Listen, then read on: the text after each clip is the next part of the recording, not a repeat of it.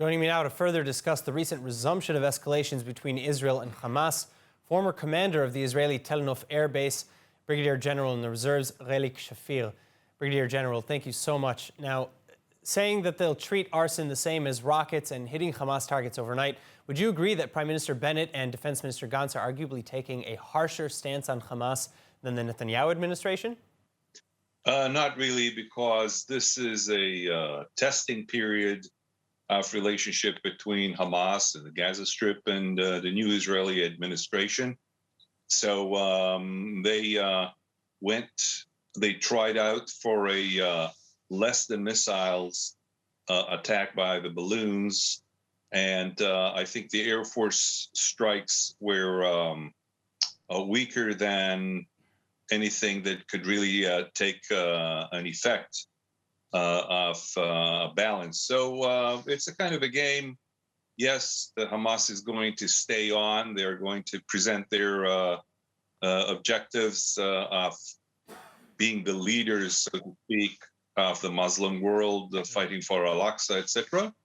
And Israel will continue its strikes, of which those done today didn't cause much harm. So that's exactly it.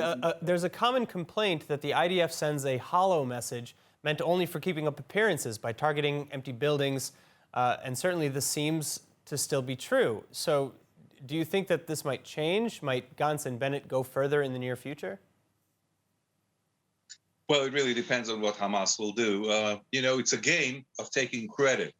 So Hamas has gotten its credit of being proactive with the show of flags yesterday. The Air Force did its part, or the IDF did its part by bombing, yes, some hollow targets. And the days ahead will determine whether the status quo that took place since the May conflict will stay on or not. So both sides were kind of keeping up their words of what they're going to do. I'm not sure it's indicative of what's going to happen in the near future. All right, so let's move on for a moment to Hamas's supposed new formula of deterrence against Israel. Have you noticed any markedly different tactics creeping up along the border with Israel or coming from Hamas in recent weeks? Or do you think maybe that Hamas is just puffing its chest in a bluff, or maybe they do have a plan and it's not yet in action?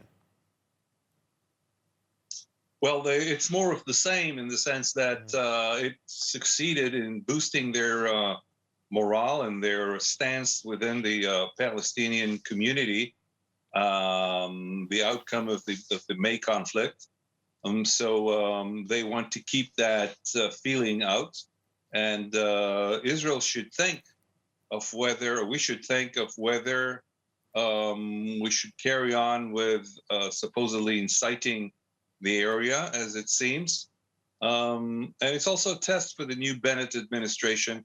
So I think the days ahead, whether the money will flow from Qatar to Gaza, how much the Egyptians are going to intervene, these will actually decide the outcome. Otherwise, it'll be more of the same as we've seen in the last few years. All right, now my final question. Hamas is claiming to be a winner, and the polls are showing Palestinian support increasing for the terror group.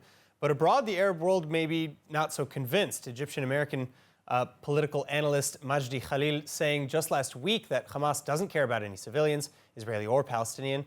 That Hamas leader Yahya Sinwar admitted to keeping military bases in residential high-rises and is unlikely to move them. And he accused Palestinian leadership of exploiting the cause for their own gains in power and on behalf of Iran. So is Hamas actually gaining or losing momentum in the Arab world, in your opinion? I think they are gaining in momentum in the sense that the Palestinian problem, so to speak, is staying on air, needing to be taken care of. They're not being forgotten as the losers on the side. And both the Arab world, the Egyptians and the Israelis have to relate to Hamas.